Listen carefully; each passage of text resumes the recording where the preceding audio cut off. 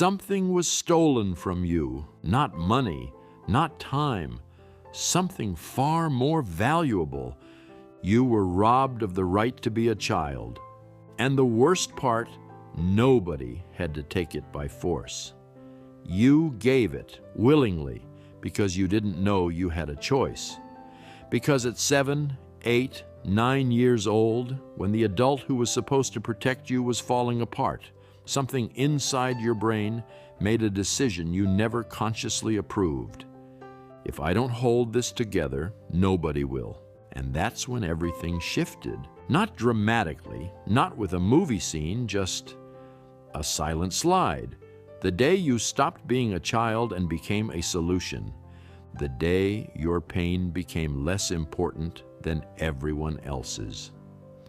The day you learned that taking up space, having needs, was dangerous. That day you started disappearing. And today, decades later, you're still disappearing. In your relationships, in your work, in the way you systematically erase yourself for other people, in that inner voice that still says, still, that your needs can wait. Here's the million-dollar question. Is what you call your strength actually strength? Or is it the 7-year-old still holding the wheel? Who doesn't know the war is over?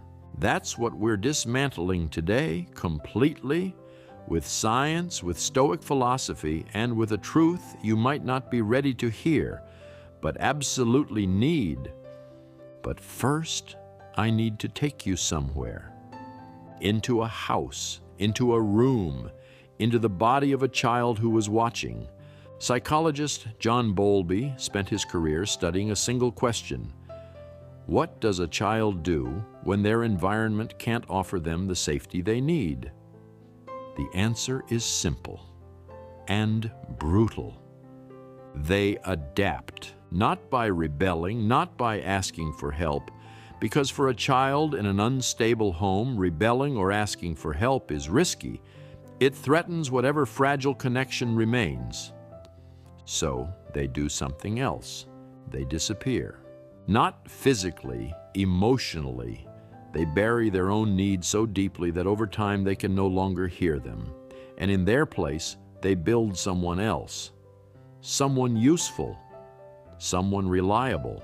Someone nobody has to worry about. Psychologists call this parentification. It's when a child takes on the emotional role of an adult, the peacekeeper, the confidant, the guardian of family stability. And this role, even when invisible, even when never officially assigned, leaves neurological traces that science is only beginning to measure. A study published in 2022 in the Journal of Child Psychology found that parentified children develop abnormally elevated activity in the amygdala, the brain region responsible for threat detection, that persists well into adulthood. In plain terms, your brain is still scanning the room right now, even when there's nothing to fear. And here's where it gets fascinating. Because that hypervigilance, that permanent emotional radar, isn't only a burden. It's also an extraordinary gift. Parentified children develop what neuroscientists call advanced emotional intelligence. They read micro-expressions. They sense tension before it erupts. They understand complex social dynamics that most adults never perceive. Marcus Aurelius, the Roman emperor whose meditations have survived 2,000 years, wrote in his private journal, "What stands in my way becomes the way itself." What your childhood imposed on you wasn't only a wound, it was also training. But, and this is where I need to be honest with you, that training comes at a cost most people only discover decades later, often in the wreckage of a relationship, or at the bottom of an exhaustion they can't name. That cost, I'll show it to you in a few minutes, not yet. Because first, we need to understand something fundamental about what happened inside that child's brain. Picture an 8-year-old in a tense household, not dramatically tense, just unpredictable. A parent whose mood when they come home dictates the entire evening's atmosphere. A home where silence could mean either peace or storm, and where you had to guess which. That child develops what neurologist Stephen Porges calls the dorsal vagal response, a silent neurological emergency mode, not fight, not flight, something more subtle, a constant hyper-adaptation to the other person's emotional environment. They become a chameleon. And that chameleon grows up, goes to school, excels, because performing is the only currency they know, enters relationships, makes friends, and in every context applies the same strategy. Give everything, demand nothing, stay useful. From the outside, it looks like generosity, strength, maturity. From the inside, it's chronic exhaustion dressed up as virtue. And this is where I need to stop. Because here's something almost nobody says directly about this subject.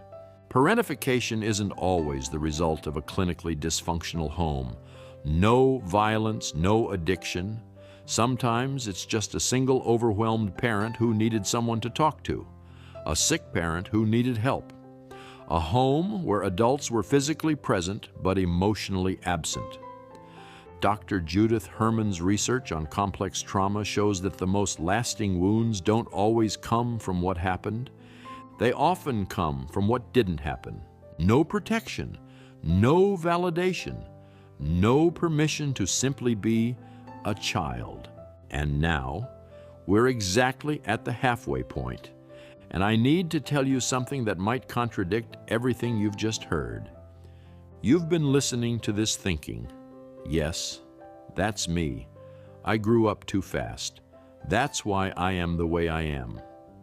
And that's true, but here's the counterpunch. That story, the wounded child, the hidden trauma, the patterns that persist, that story can also become a trap. Epictetus, the Stoic philosopher who began his life as a literal slave, physically chained, wrote this: "It's not what happens to you, but how you respond to it that matters.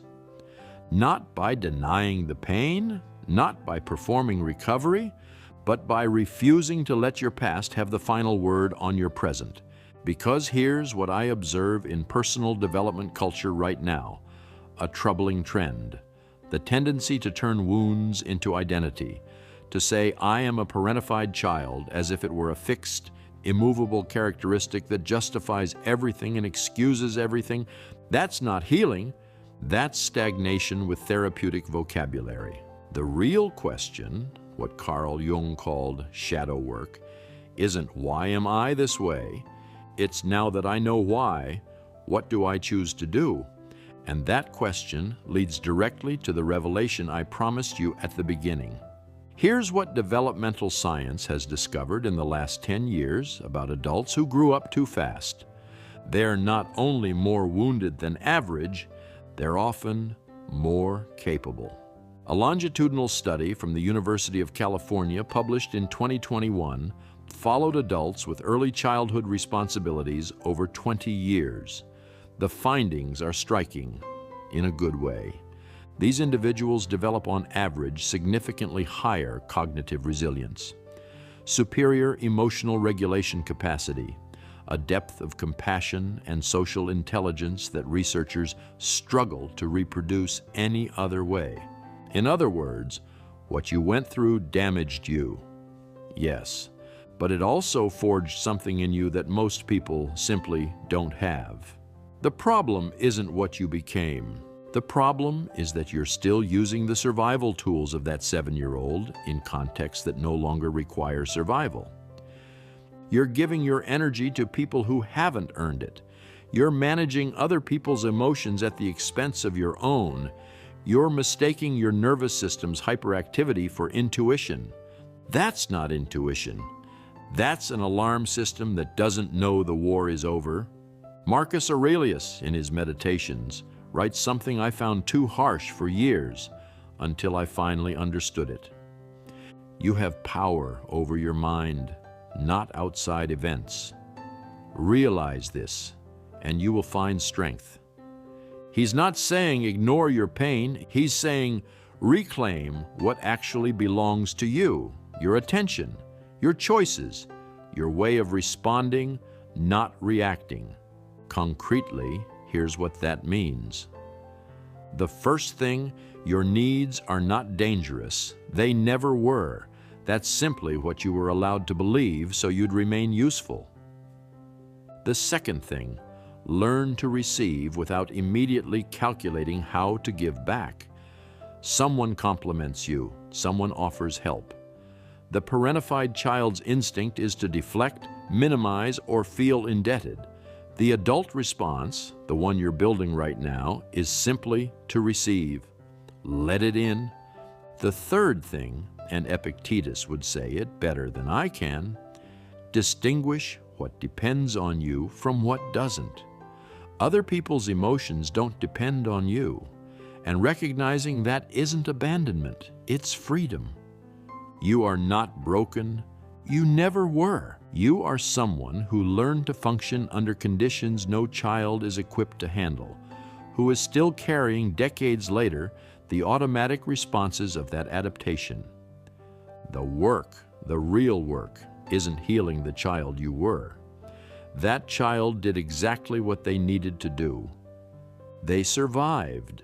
The work is telling them, finally, that it's over, that you can take over now as an adult, consciously, freely.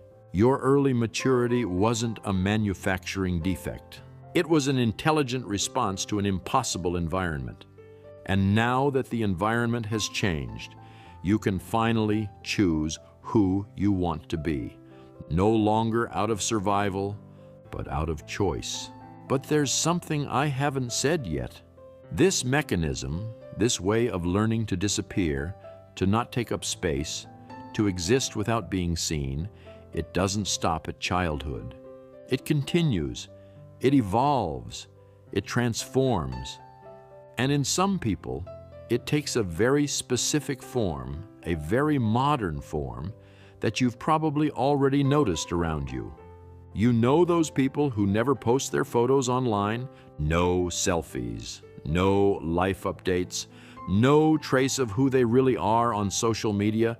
In a world that rewards visibility, their silence stands out, and the easy reaction is to say shyness, introversion, lack of confidence. But psychology says something radically different. This behavior, this deliberate absence, reveals something far deeper about self-confidence, about boundaries, about emotional intelligence, about the way a mind that learned very early that being seen comes at a cost, ends up choosing invisibility as armor. The child who grew up too fast learned to disappear in order to survive. The adult who never posts their photos may have learned to disappear in order to stay safe. Same root, two different faces. In the next video, we're going straight to the heart of that psychology. Why some people erase themselves from their own visible existence. What it really says about their relationship to identity, exposure, and trust. And why, contrary to what most people assume, this choice might be one of the most quietly powerful signs of psychological strength that exists. And at the end of that video, I'm going to ask you one single question, just one, that will make you question something you've been doing on social media for years, maybe tonight, maybe tomorrow, but you'll think about it.